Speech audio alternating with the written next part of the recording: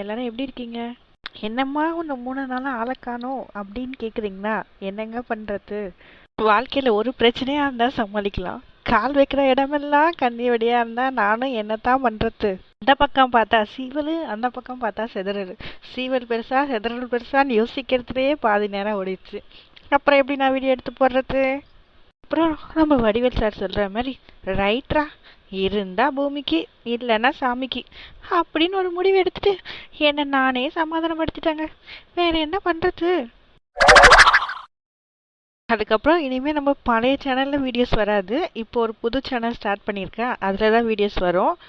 ஏன் புது சேனல் அப்படின்னு உங்கள நிறைய பேர் கேட்பீங்க. அது என் காதில் விழுது. நான் கால் வச்ச கண்ணி வெடியில அதுவும் ஒண்ணுங்க. என்ன பண்றது? எனக்காக கொஞ்சம் அட்ஜஸ்ட் பண்ணிக்கோங்க.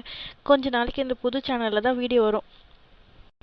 ஆ, உன் கதை போதும், நம்ம காதல் கதைக்குள்ள போலான்னு சொல்றீங்களா? சரி, ரைட்டு. மறக்காம நம்ம வீடியோக்கு லைக் பண்ணிடுங்க, நம்ம சேனலை சப்ஸ்கிரைப் பண்ணிடுங்க. வாங்க வீடியோக்குள்ள போலாம்.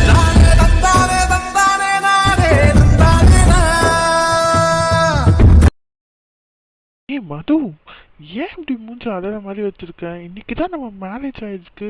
இதுக்காக நம்ம எவ்வளோ நாள் வெயிட் பண்ணிட்டு இருக்கோம். சந்தோஷமா இல்லாம ஏன் இப்படி சோகமா இருக்க? ஏதோ ஒன்று தப்பாக நடந்த மாதிரி என் மனசுக்குள்ளே தோணிக்கிட்டே இருக்கு. ஆனால் அது என்னன்னு தெரியல. இந்த சந்தோஷத்தை தாண்டி அது என் மனசுக்குள்ளே உறுத்திக்கிட்டே இருக்கு கவின். எல்லாருமே நம்ம கூட தான் இருக்காங்க. யாருக்கு என்ன ஆக போகுது? ஃப்ரீயா விடு மது, அது ஒண்ணுமே இல்லை. எல்லாரும் எல்லாருமே ஆ, கவிதா கவிதாவை காலேருந்து நான் பார்க்கவே இல்லையே. என்ன சொல்ற மது? கவிதாவை காலைல இருந்து நீ பார்க்கலையா? ஆமாம் கவின், நான் கவிதாவை காலேருந்து பார்க்கல. கேட்டதுக்கு சுபா தான் அவள் ஏதோ ஆஃபீஸ் ஒர்க்காக போயிருக்கா அப்படின்னு சொல்லி என்கிட்ட சொன்னான். ஆஃபீஸ் ஒர்க்கா? நானே இங்கே தான் இருக்கேன். சப்போஸ் என்ன மீறி எதனா ஒரு எமர்ஜென்சி தான் அர்ஜுன் போய் பார்க்க போகிறான். இதில் கவிதா எனக்கு ஒன்றும் புரியல.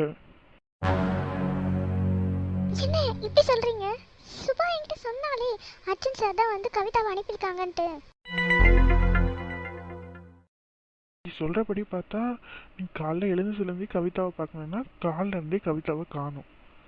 அதுக்கப்புறமா நான் பிரவீனையும் எங்கேயும் பார்க்கல. நம்ம கல்யாணம் நடந்து முடிஞ்ச அந்த செகண்ட்லேருந்து அர்ஜுனையும் சுபாவையும் நான் சுத்தமாக பார்க்கல. சம்திங் இதில் இருக்குன்னு தான் நினைக்கிறேன். சார் என்ன சொல்கிறீங்க? எனக்கு ரொம்ப பயமாக இருக்கு. அது நீ பயப்படுற மாதிரி ஒன்றுமே நடந்திருக்காது. அர்ஜுன் பிரவீன் 2 பேரும் இருக்காங்களே, அவங்க பார்த்துப்பாங்க. அதுக்கப்புறம் சுபாவும் கவிதாவும் தைரியமான பொண்ணுங்க தான். கண்டிப்பாக ஒன்றுமே தப்பாக நடந்திருக்காது. வெயிட் பண்ணு, அவங்களே கொஞ்ச நேரத்தில் வந்துடுவாங்க.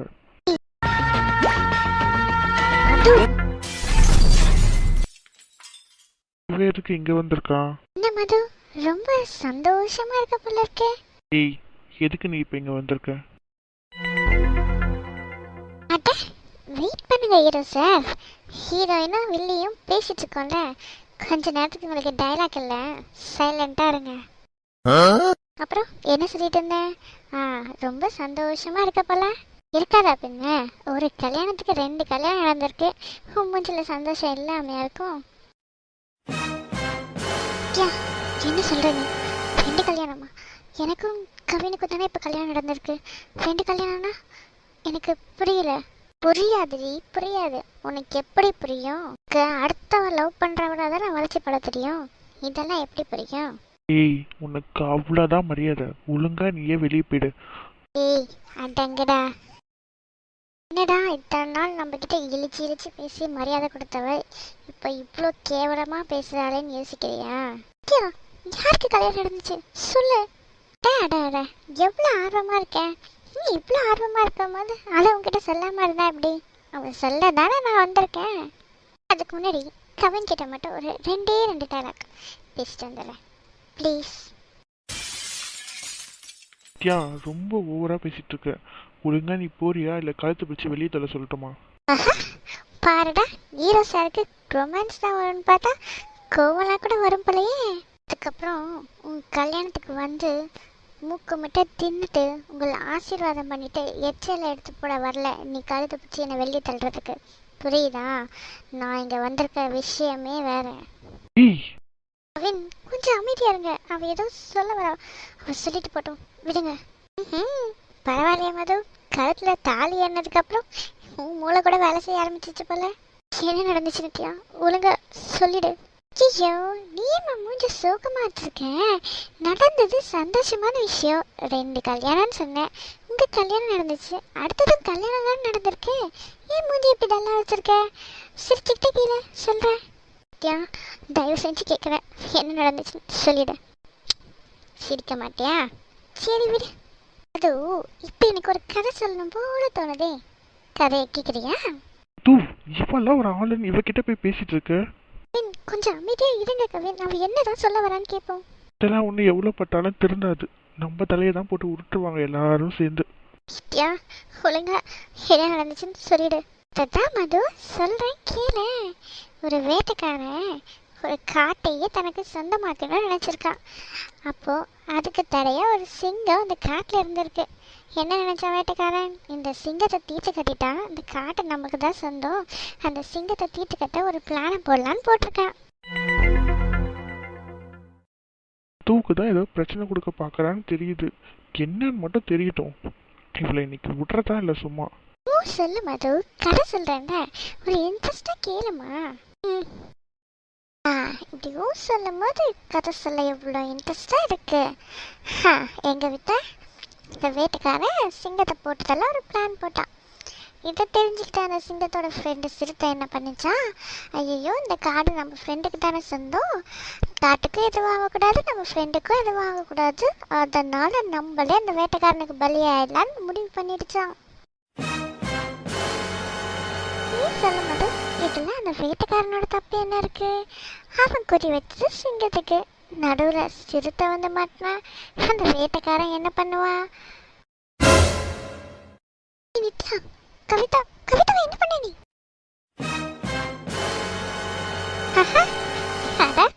கற்பூர மாதிரி கப்பன்னு பிடிச்சிட்டே. ஒழுங்கா கவிதாக்கு என்ன ஆச்சுன்னு சொல்லிடு. நித்யா இப்படி பண்ற? உன்னை பொறுத்த வரைக்கும் நான் தானே தப்பானவன். நான் தானே உன் வாழ்க்கையில கொடுக்க வந்தேன். என்ன எதனா பண்ண வேண்டியதானே? கவிதா பாவண்டி, அவளுக்கு ஒண்ணுமே தெரியாது. அவளை என்ன பண்ண நீ? நான் தான் சொன்னேனே, நான் குறி வச்சது சிங்கத்துக்கு தான். நடுவுல சிறுத்தை வந்தா நான் என்ன பண்ண முடியும்?